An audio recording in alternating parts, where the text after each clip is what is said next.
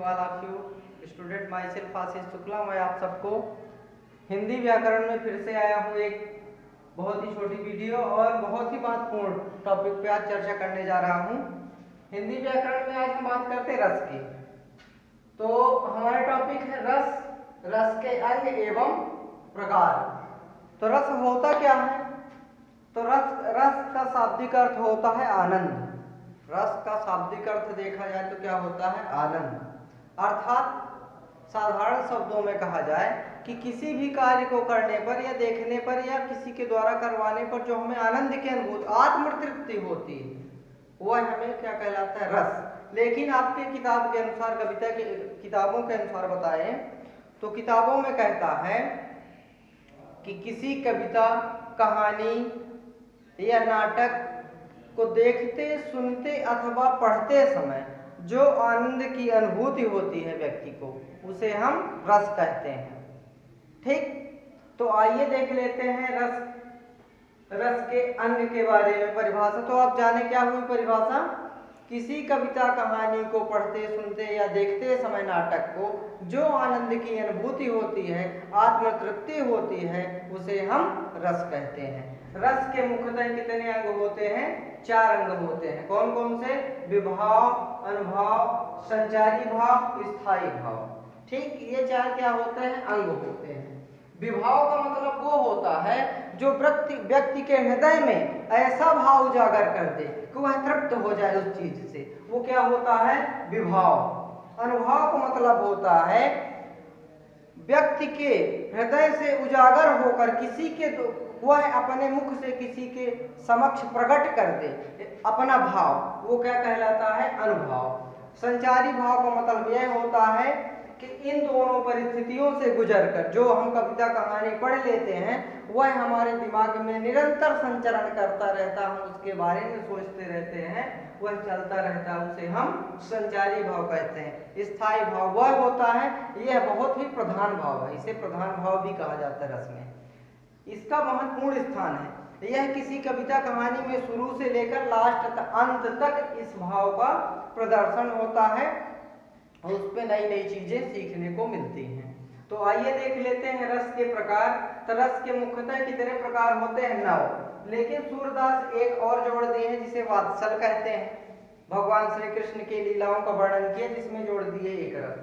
फिर एक और रस जोड़ दिया गया है भक्ति रस, जो 11वां रस हो जाता है। तो आइए देख लेते हैं रस के स्थायी भाव कौन कौन से होते हैं और रस कौन है और स्थायी भाव। तो रस क्या होता है? पहला देखिए श्रृंगार रस। श्रृंगार का रस का स्थायी भाव होता है रति अथवा प्रेम। हास्य रस का स्थायी भाव हास या हंसना। रौद्र का स्थायी भाव होता है क्रोध।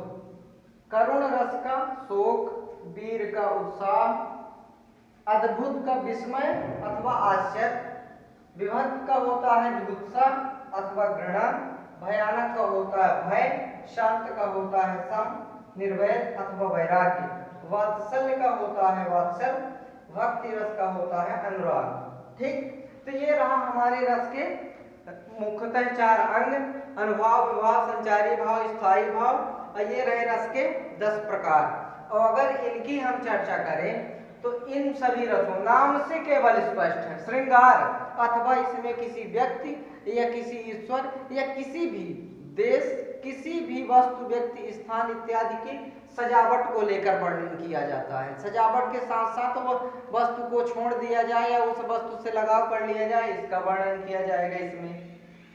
हास्य ऐसा पद, ऐसी कविता, ऐसी कहानी या ऐसा दृश्य जिसे देखकर हमारे मन में क्या होता है?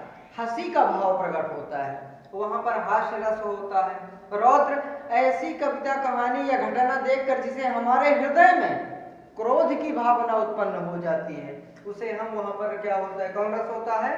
रौद्र रस।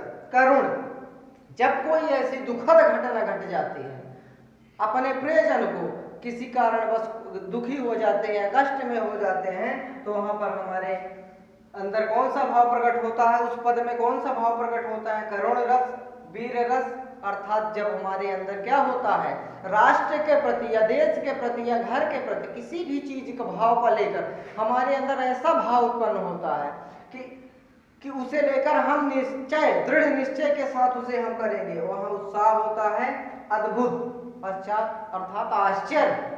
कोई ऐसी वस्तु व्यक्ति स्थान देखे जिसे हम देखकर आश्चर्यचकित रह जाए, विस्मय हो जाए कुछ समय के लिए, वहां पर आश्चर्य रस, ये अद्भुत रस होता है।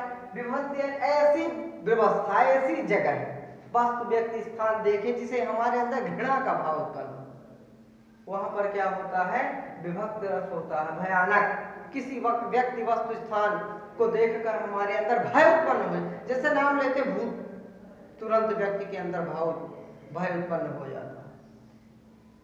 शांत रस, शांत होता है, निर्भय, सांसारिक चीजों से कोई मतलब नहीं, केवल शांति का भाव।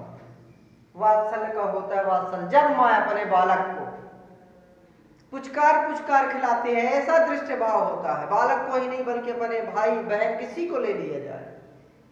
लेकिन महत्वपूर्ण स्थान है वात्सल्य में माँ और बेटे का। भक्ति रस, जब भक्त भगवान की प्रार्थना आराधना करता है वहां पर भक्ति रस होता है। इनके उदाहरण एक एक करके, श्रृंगार रस के मुख्यतः दो प्रकार होते हैं, संयोग और वियोग। ये सब का उदाहरण व्यवस्थित तरीके से हम आपको नेक्स्ट वीडियो में दे देंगे। तब तक इसे हम समझा दिए हैं कि किसका क्या भाव होना चाहिए। इसे आप स्क्रीनशॉट ले लीजिए, लिख लीजिए कि रस के मुख्यतः 9 प्रकार होते हैं, सूरदास को के अनुसार अगर देखा जाए तो 10 प्रकार, और ये 11वां भक्ति रस। तब तक के लिए धन्यवाद। जय हिंद, वंदे मातरम।